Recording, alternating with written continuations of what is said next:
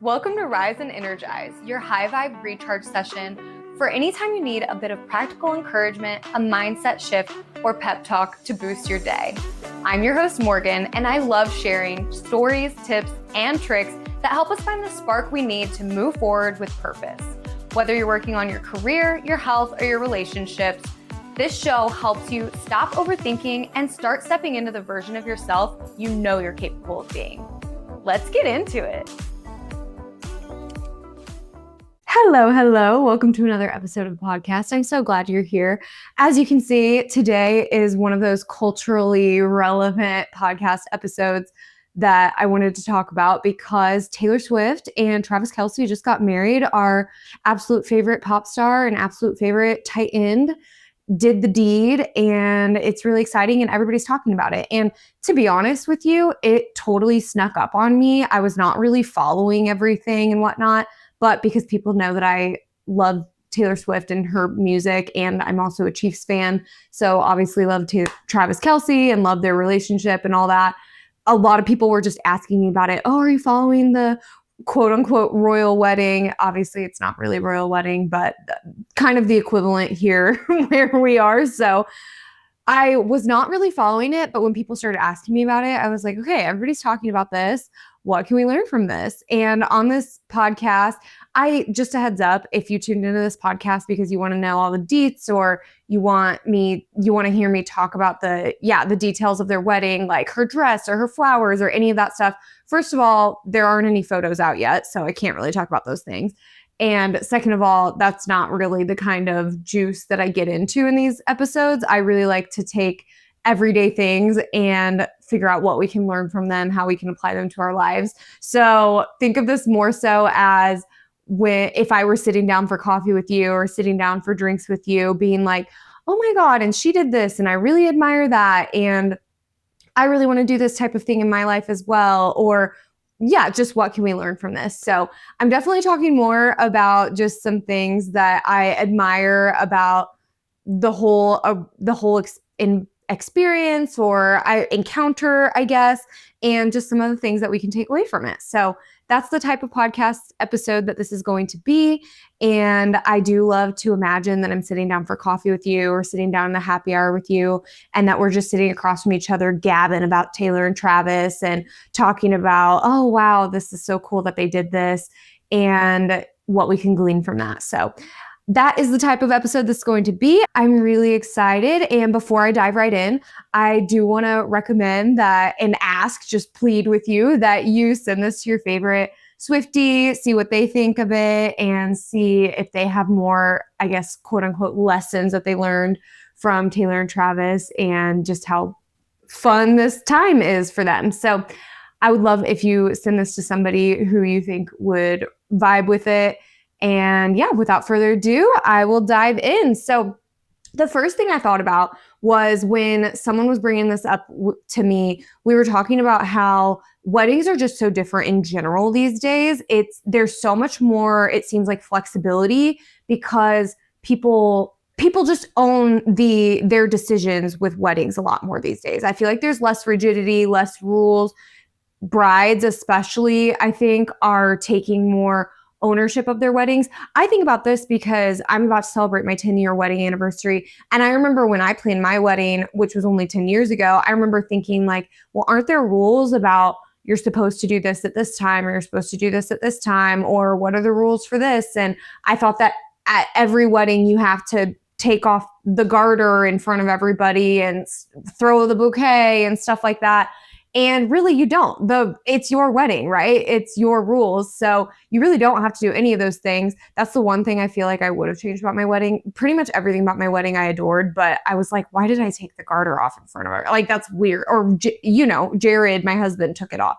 I'm just like, why do we do stuff like that? It's so strange to me. So some traditions just don't make sense for that couple or for that bride or groom, or for their family. And I know a lot of the traditions and I guess rules that people talk about are because of whoever is paying for it. In the past, that was another rule. A lot of the time, the bride's family paid for the wedding. And then there were small things that the husband's family paid for. And I think that goes all the way back to dowries. And I mean, it's even in the Bible when you have a daughter, you pay for their wedding, like when you give them away basically to their family, because that family, the man's family, will be providing for her the rest of her life.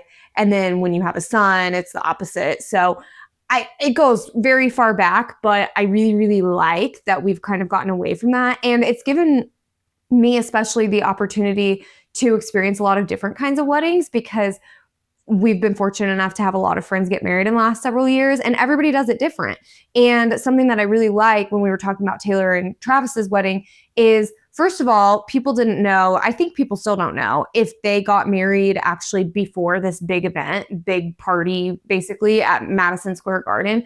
People don't know if they did, but it could be that they went and had like a private ceremony and then hosted the party or the reception afterward with however many, I think it's like over 1,000 people or something at Madison Square Garden. And we don't really know if they did that or not, but I have had several friends in the last couple of years choose to do that, like a private, small, intimate ceremony, and then host a bigger reception or party at another venue or on another day even. And I just really like the freedom that comes with that and making your own decision about that and deciding I would rather this be private than have, hundreds or thousands of people's eyes on me whenever I have that intimate experience with my partner. Another thing we were talking about that is maybe less traditional, that could just work more for brides and grooms. We actually were thinking, we thought they got married midweek, like Wednesday or Thursday or something. It was actually a Friday, so pretty normal.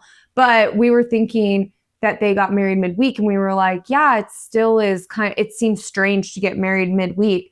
But at the same time, who cares? Whatever works the best for the couple is what works best for the couple. So I just really admire and appreciate that they're doing it their own way. And obviously, everybody's always going to have an opinion of you. I actually talked about this whenever I did my Justin Bieber episode too, because someone's always going to have an opinion about you. Someone's always going to think that you didn't do it the right way, and other people are going to be obsessed with the way that you did it. So there's always going to be people that have opinions about the way that you do things or what you're doing and everything that goes along with that, what you're wearing, who you're doing it with, all of the things. So there's always going to be people with opinions. So really the only opinion that matters is the person making the decision, or people making the decision. In this case, it's a couple. So obviously they should make the decisions together. But really my point is that everyone's going to have an opinion. So you might as well do what serves you best.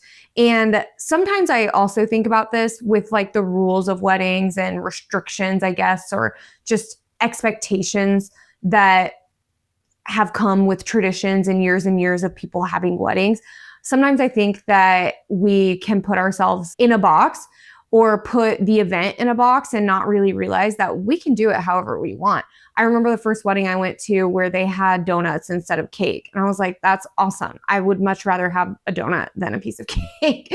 But it's like, if you want cake, have cake. If you want donuts, have donuts. If you don't want dessert at all, don't have dessert at all. It's up to you. You don't have to be in a box when it comes to your wedding, but that's true for life in general too. You don't have to be in a box whenever it comes to anything else. I know a lot of people stress about, I'm falling short of this thing that I should be doing. And I talked a little bit about this on last week's episode with titles like, oh, I should be this way as a mom. I should be this way as a sister. I should be this way as an employee, or I should be this way as a partner. And you can just let go of those shoulds and move forward in the way that best serves you and the people around you, right? The way that you are an excellent mother is not going to be the same way that someone else is an excellent mother. Or the way that you have a banging wedding is not going to be the same way that someone else is going to want to have their banging wedding, right?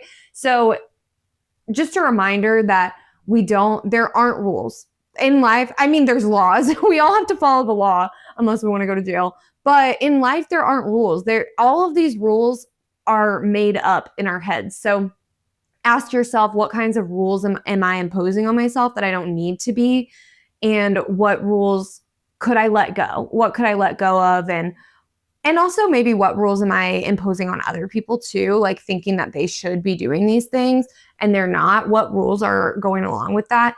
And do they need to exist? So I really like that. On the flip side of that, another thing that I really liked that I heard that they did was, so I said at the beginning of this, there's no photos still.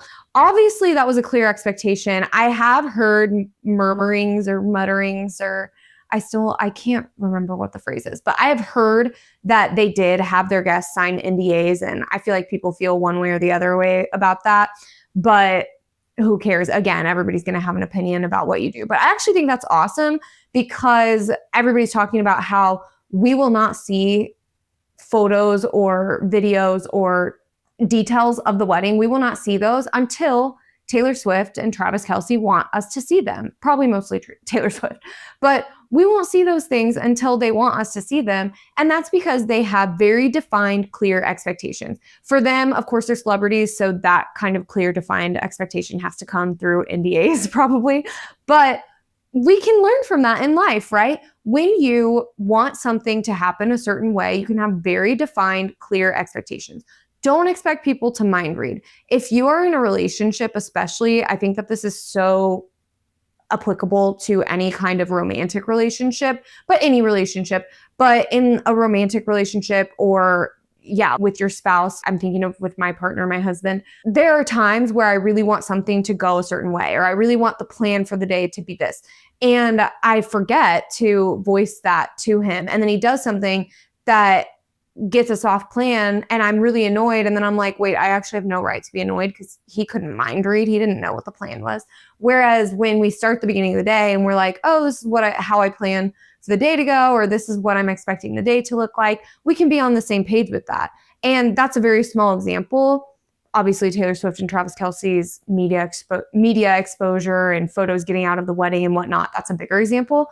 But you can do that with any relationship that you have. I think of when rooming with people, there can be all sorts of roommate tension just because one person is expecting the other person, like, we never want to have dishes in the sink or something like that. The other person doesn't have that expectation. So if you guys don't have matching expectations and you don't know what each other's expectations are, how can you meet them for each other? And so really communicating clearly what your expectations are will help in any relationship. And I think especially in partner relationship.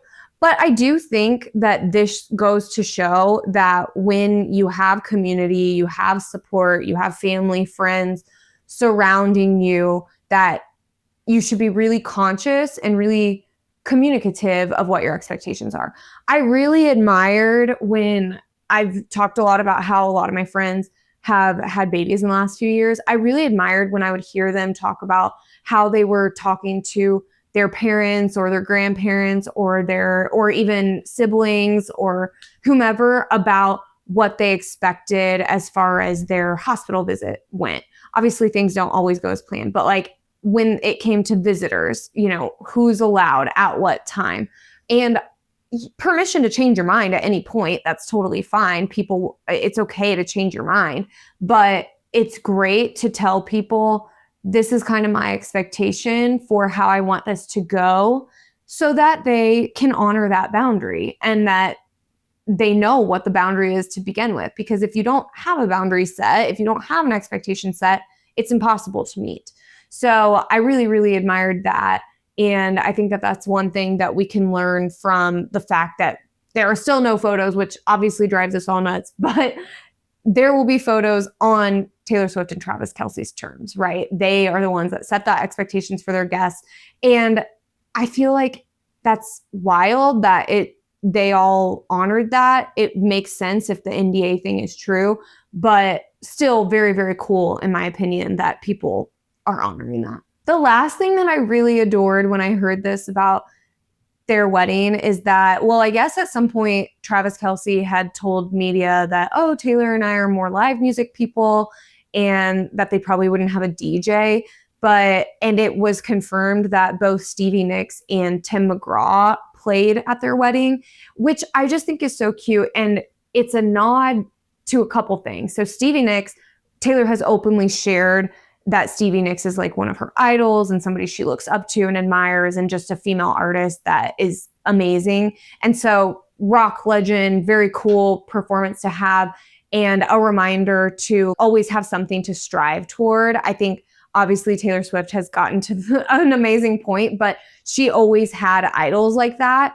And it's always important to keep people in our life that are giving us a place to move forward in, or just a place to look up to, right? We don't want to ever be stagnant or stuck or feel like we're not going anywhere in life. And one of the best ways to ensure that that's not the case is having people in life that are 1, 2, 5, 10 steps ahead of us that we can look up to, and that kind of help us spur us on. So that was one thing from the music that I felt like was really cool. And that we could learn from. And then the second thing is Tim McGraw, because that was like a nod to her past. And I think that a lot of the time, and I'm sure Taylor Swift feels like this. Well, I can't say I'm sure because I don't know her.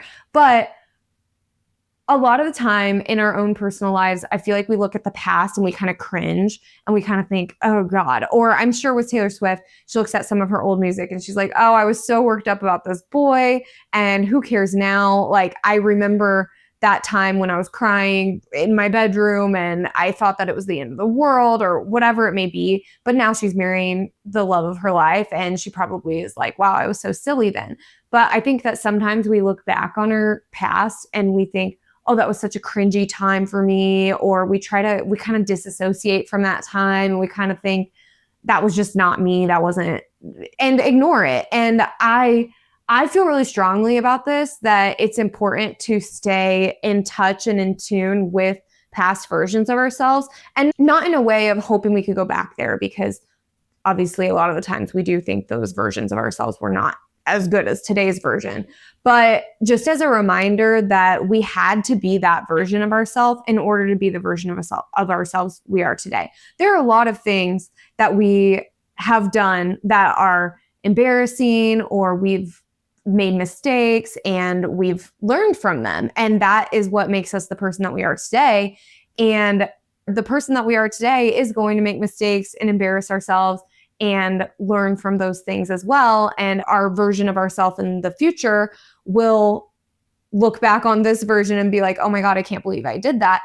It's just a different version of ourselves. And as we get through life, we get better and we learn more and we adapt and develop. And I think I just loved so much that she included Tim McGraw, because Tim McGraw was her first single, I believe, that was on the radio, and just something from her much earlier artistry days. And she had songs with him too. And it was a nod to her past artistry being in the country music genre. And I just love that. She could not be where she is today, standing across the altar from Travis Kelce, if not for all those past selves that were crying over the wrong boy, or that were crying over an embarrassment, or crying over a mistake that she made, or any of those things that she could easily look back on and be cringed out about and try to just forget. But instead, she kind of gave a nod to her past and was like, I'm thankful for this past. I mean, I don't know if that's why she did it. She probably is just good friends with Tim McGraw. But to me, it's just a reminder that we can be thankful for that person that we were, and also be okay with the fact that we're now a different version of ourselves that learned from that person and that got better from that person. I hope that makes sense. I just love the idea of cherishing our past selves that we're most ashamed of or most embarrassed by, and kind of telling them, I couldn't have got where I am without you. I don't know. That's really sappy. It's kind of making me emotional actually, but I think that's really important.